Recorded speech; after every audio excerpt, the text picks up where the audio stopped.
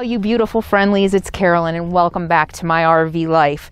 When I posted my anniversary video about a week ago, I had mentioned that I'm going to be doing a series throughout the month about my first year on the road. And I'm going to be covering fun facts and figures I've got planned, the ups and the downs, what I've learned, what I would do differently. So I have all kinds of lessons, cautionary tales that I want to share with you about my first year on the road. But today is going to be all about Matilda. I was actually working on a fun facts and figures video for today, and I asked my Friendlies with Benefits patrons, what question would you like answered? And Diana asked, one of my friendly patrons asked, are you happy with your choice of RV, or would you prefer something different, and if so, what? And if cost didn't matter, what RV would you have? So I thought this question I get a lot. A lot of people ask, why the heck are you driving a 23-year-old RV, first of all? And if money was no object, or if you had to do it all over again, would you choose something different? So I'm going to talk about that today, and in answering that specific question, I am also going to cover how to buy an RV. I'm going to share with you all the things that I learned in my research when I was searching for an RV, and kind of what I've learned since then and what I would do differently.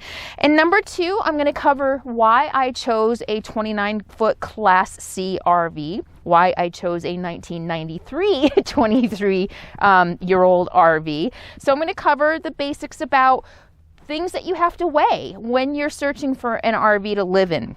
And then finally, I'll talk about what's next. Matilda's not going to last forever, and am I in the market for a new RV? What's going to happen when I'm no longer driving an RV? Before I talk about how to buy an RV, I think I'm going to talk about my choice of why I chose a Class C, why I chose a 29-foot Class C, and why I chose a 23-year-old RV instead of something newer. I get a lot of crap for that. A lot of people don't understand my choice for driving something that looks the way Matilda looks. You know, yeah, she's not pretty, she's not new, she's not shiny and sparkly and clean, and I don't expect everybody to understand the choices that I have made in my life. Not everybody is in my shoes, and not everybody can understand my reasoning and my process and what goes into the decisions that I make. And that's okay. Everybody can have their opinion about my life. I don't expect everybody to agree, and I don't expect everybody to even believe me. Some people just flat out don't believe my story, and that's fine. They have a right to that opinion of me. But my choice of Matilda was, I guess there were a lot of different levels to the choice, but number one was my budget. I didn't want to go into debt buying something and having to finance a newer RV. I have been working for a few years to get out of debt. Debt is not something, to me, in my humble opinion, debt is a form of slavery. Debt is a way to keep us in line, to keep us tied to lives that don't fulfill us. And so for a while now, I have been working really hard on being completely debt-free. And in this phase of my life of living in an RV, the last thing I wanted to do was to have that held over my head for a lot of reasons. Number one, I was completely changing my life. I was completely giving up the safety and the security of everything that I had chased my entire life to also give my home, my comfort, into the hands of somebody who could rip it out from under me at any moment, kind of like my house. I wasn't willing to do that. I wasn't willing to gamble that I would always be able to make my payments. My life was changing drastically. I was changing my clients to virtual clients. I was changing to project type work. I really had no idea how that was going to go. And I didn't want to wager my home, what I was living in, on being able to make a payment every month. That would have put me in a situation of being homeless. But I own Matilda. I paid $8,000 cash. I own her, for better or for worse.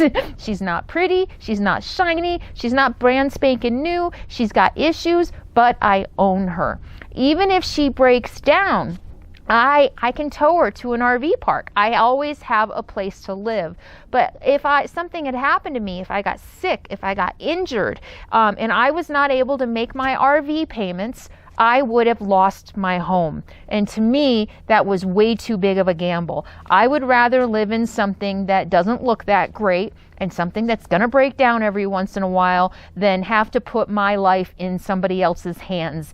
And I could get into the long story about how I say I lost my house, and that's a little bit of misleading. I actually made a strategic decision to walk away. When my $320,000 house was worth $145,000 through no fault of my own, I made a strategic decision to walk away. I figured that was a good business decision, and Bank of America, who had my loan, they would have done the same thing, faced the same situation. And so I actually chose to walk away from my house. But that taught me that my best laid plans, as long as I put my future, my livelihood, my comfort, and my safety in the hands of bigger powers that be, I am never going to have true freedom. So in my humble opinion, driving Matilda, even with the breakdowns and having to spend weeks in auto repair shops, I'm free. Some people may not agree with that, but to me, that's freedom. Nobody can take Matilda away from me. She's mine. And that was a big part of my decision behind buying a 23-year-old RV and not financing something newer. As far as Class C versus Class A or Class B, I decided through my research I needed something comfortable. I like the comforts of home. I like having a toilet that flushes. I'm not going to poop in a bucket. I like having my kitchen. I cook. I have an oven. I have a stove. I have a refrigerator. I have a freezer. Those things are all very important to me, especially because I do like to go remote for a couple weeks at a time. So the refrigerator for keeping my produce fresh is very important. And I like to cook. So I wanted a lot of the comforts of home, and that's why I chose a Class C. I looked at Class Cs and Class As. Ultimately, I'm not really sure why I chose a Class C over a Class A. I think it just seemed more sturdy to me because I could actually see the truck chassis, and Matilda's over there, so I'm pointing to her. I could actually see the truck. She actually looks like she's built on a truck, which to me, in my mind, seemed more durable than a big box Class A. And so when I was looking, and I looked on Craigslist, I went to a couple dealers. Here's a tip.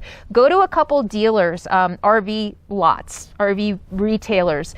Don't let them talk you into financing something, because boy, did they try to talk me into financing something. But I went there to learn. An RV sales guy wants to sell you an RV. He's going to spend as much time with you as he needs to do. So go there and learn. I learned so much about how an RV electricity works, how the plumbing works, how the toilet works, what to look for in an RV by going to an RV dealership. So there's a tip for you. If you're just starting out, that's a really great way to go. Look at a bunch of different RVs on lots. You just have to be strong and not walk away with a loan. I had two different guys really try to get me into a loan, and I was adamant. I did not want payments. And so Craigslist was one, just looking around on Craigslist, going and talking and test driving them and talking to the previous owners. I learned a lot about buying an RV then. I learned about what to look for as far as water damage in a Class C or a Class A.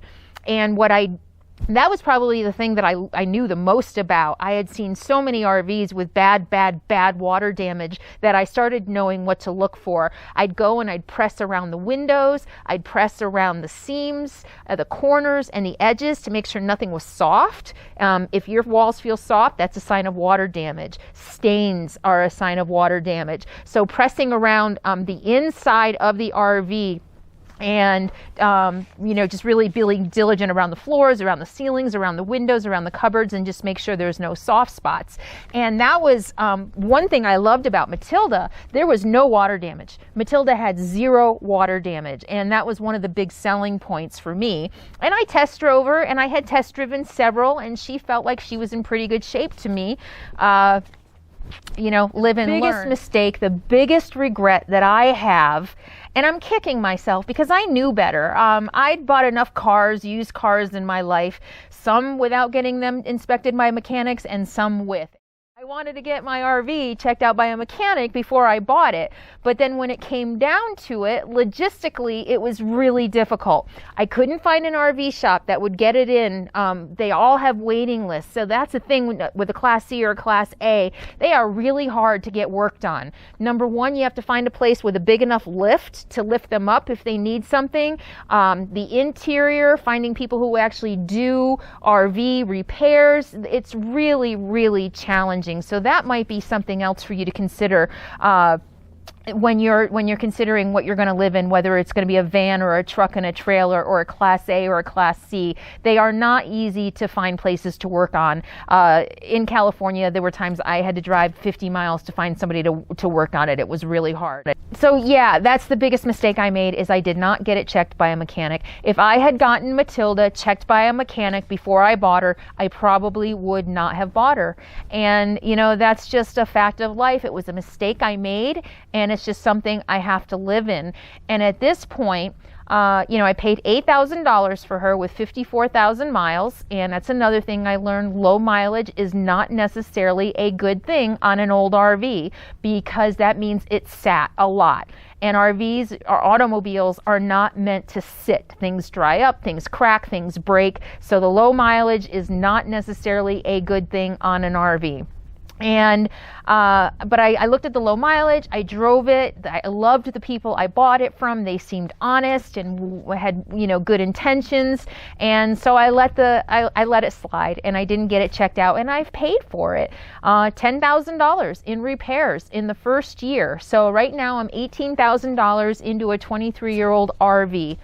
What am I going to do? It's the choice that I make, and I have to live with it, and I have to roll with the punches. And now I know that little by little I'm rebuilding her, basically, and I'm happy with that. Every time I replace a part, I know that part is new.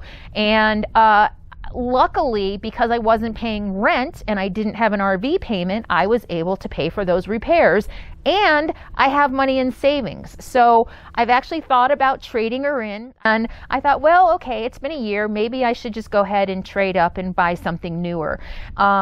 But I'm not ready to do that yet. I'm going to hold on to her hopefully for another year. If I sell Matilda now, I'm going to lose money. There's no way I'm going to get $18,000 for her. So I'd like to get another year out of her and build up my savings even more. I do regret buying Matilda. There is no doubt. I regret it. And if I had to do it over again, I would have gotten her checked by a mechanic, and I would buy something smaller. So the size, I thought I needed the size. I thought I needed the storage. I thought I needed the space. I started to say earlier, I wanted something bigger. I wanted the comforts of home. I like the windows. Because I work a lot, 10, 12 hours a day sometimes, I could not be cooped up in a van. I have a lot of respect for the people who live in vans, and I really wish I could, but that's not for me. I need the space. But now that I've driven it for a while, I could have gone with a 19 or a 24 or 25 foot, or maybe even a 19. I don't need all the storage. I'm still getting rid of stuff. I brought way too much stuff with me, and I don't need the separate bedroom. I thought I needed the separate bedroom in the back, but I really don't. I would like something more versatile. I would like something I could take more remote. And I would like something shorter that doesn't have the long back end, so that I could get to more remote places. The other thing that I have learned since I've been living in an RV for a year is that they are made really shoddily. Is that a word? I think it is. Really crappy. How's that? It's a better word. As my friend Bob says, they put them together as cheaply as possible. And I said in another video that I had a big learning curve in how to drive it at first. I'd run into a snowbank or tap a tree, and really, literally, shit would fall off. The corner panels fell off. The bumper fell off. I mean, literally, shit just falls off. And that's why I've been so afraid of the wind. Like, you know, if I just tap a snowbank and I lose a whole quarter panel, are my walls going to come flying off? So I also regret that it's not sturdy enough for the off-roading that I would like to be doing. And that's another consideration. Anybody who is in the market thinking about living in an RV, are you going to be in RV parks? Are you going to be going boondocking on rough roads like me? Are you going to be traveling a lot or sitting in one place? And these are all considerations when you're doing your research and deciding what to live in. If you want to go off-roading like I do, you probably don't want a Class C or Class A RV. Maybe a truck and a trailer, maybe a van, something that's going to be more sturdy. I have heard that if you're going to buy a motorhome, a Winnebago is the best made. And actually there's another newer brand that I can't think of that's really expensive, that's really good. But do your research. But these are all things that sometimes you just learn along the way. I had no idea. I'd never even been in an RV before, you know, much less live in one and drive one myself. So these were all things that I have learned living in an RV for the last year. And no regrets. I mean, other than, not getting Matilda inspected. That's a huge regret. But, you know, other than that, it's been a good ride. I'm learning as I go. The next time I buy something, it's going to be better. And it's all part of the adventure. And it all makes great stories and great cautionary tales to share with all of you. So, how to buy an RV. Craigslist is a great resource. Go out, test drive a bunch, go to a dealer and ask a bunch of questions. Don't fall under their spell. Don't buy anything, but just go and ask questions. Let them educate you. They want to sell something to you, so they'll spend as much time with you. Let them educate you. Watch videos, read blogs, of people who are living in vans and people who are living in RVs and learn from their experiences. I think those of us who are out here are probably the best resource for anybody who is thinking about doing it, because we're out here doing it. We know the pros and the cons. But in the end, it's going to be a personal decision. In the end, you're really just going to have to think about what your life living in an RV or a van is going to be like. And then you're just going to have to make the best decision you can at the time. And everything I've heard, everyone I have talked to, we never get it right the first time. We either go too small or too big, or, you know, a Class A, we should have gone Class B, but nobody really ever gets it right the first time because you just don't know what it's going to be like until you get out here. So you can just, you know, make a decision, do the research, make a decision based on the best information that you have, and just know that nothing is permanent. You can always change your mind later. I look at Matilda as training wheels. She's not pretty, so it's okay if I scratch her up. You know, she's got dents and scrapes and she's missing a bumper and duct tape on the back end. Imagine if she was brand new. I would have been stressed out over every scratch and scrape. And instead I'm like, oh well, there goes another one. It gives her character. So it's all, you know, these are just things that you're not going to know until you get out there and really start living.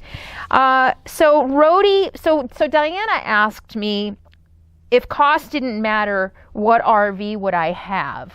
And that's a tough one because I've really been thinking about what I'm going to do next. And I think it would be a smaller Class C. I think I'd probably go for a 24-foot Class C, something that doesn't have the big long back end so that I can go on rougher roads and I've got better clearance. I think that's probably what I'll do, again, because I like having the luxuries of home. I like the full kitchen. I like the toilet. I like having all the windows so that when I'm inside working, it's light and airy and spacious, and I like that. But Rody, also a Friendly with Benefits patron, I love his question. What's your dream machine? Because that's a different question. If I won the lotto, if I won millions of dollars and I could have something custom made, whoo! I joke that I want a tank conversion, but you know, I'm only half joking. That would be really cool. Like built on a tank chassis, I guess, with a Class C on top with all my amenities.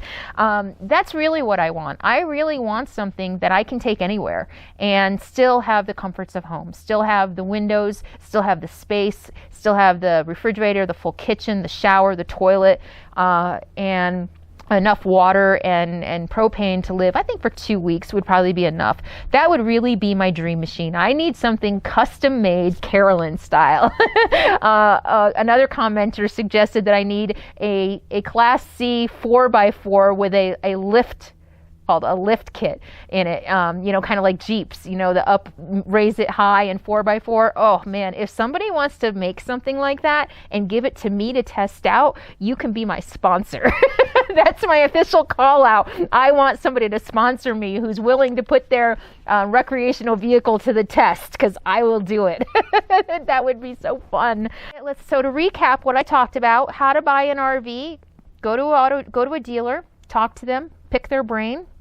Learn as much as you can from them. Look at Craigslist. Figure out what your budget is. Think about what kind of life you want to live on the road, what your priorities are. Are your priorities gas mileage? Are your priorities a budget? Are your priorities comfort and the amenities of home, going remote, really going off the grid, or are you going to stay in RV parks? You need to really kind of figure those things out before you even figure out what type of vehicle you're going to be looking for and you're going to buy. So that would be the first step. Figuring out your budget, figuring out what you're going to be comfortable with. And my choice of Matilda, what made me decide Matilda? I didn't want debt. Bottom line, I stuck with my budget. $10,000 was my budget, and I don't regret that at all. I don't regret not financing. I don't regret having only a $10,000 budget. I just regret not looking around more and not getting her inspected. I think I still could have done better if I had maybe taken my time a little bit and gotten her inspected. But I do not regret buying an older RV. I do not regret not going into debt. And I do wish I had gone smaller. 29 feet is more than I need. I wish I had gone with something smaller, something that could go more remote. I don't need all the space. In fact, I keep going to Goodwill and getting rid of stuff, and I've got more storage than I need. And then finally, what's next? And unless somebody can build me something custom to really take out and test, it'll probably be a smaller Class C, maybe a truck and a trailer. I thought about a truck, a pickup and a truck and a camper shell, but I don't think that would be, that, I don't know, that doesn't seem versatile enough for me. I think a truck and a trailer. Oh, and that's another question. Do I wish I had a vehicle to tow behind me? Yes. I didn't think, before I hit the road, I didn't think that would matter to me. I was like, nope, I'm going to go to one place. I'm going to sit for 2 weeks. I'm going to be fine. I'm going to enjoy nature and wilderness, and I'll go in town every 2 weeks for supplies, and I'll move to another location. Well, I'm traveling more than I thought I would, to be honest. And there are times I want to go sightseeing, and I don't want to do it in a 29-foot RV. So I just sold my 2006 Toyota Avalon, which is a big V6 car, so I couldn't tow that behind me. But I kind of wish, and I thought about it, and I actually thought about getting something, because that was a really good car. I thought about even getting a trailer that I could tow with that car, but it only had like a 2,000-pound limit or something like that. But yeah, so I do wish I had a towed, and that's why I'm thinking maybe in the next version it might be a truck and a trailer. It would be really nice to just be able to unhook the trailer and go explore in a normal vehicle. Okay, that covered a lot more than I expected to. I wanted to just make this a shoot video that I could just get up today and and answer all of your questions. I hope that helped you in your decision and your process of buying an RV or a vehicle to live in or just to have fun in. And keep the questions coming. As always, I am so grateful for each and every one of you. Thank you so much. I hope this information has been helpful. And until next time, please remember to be happy, be free, and be kind.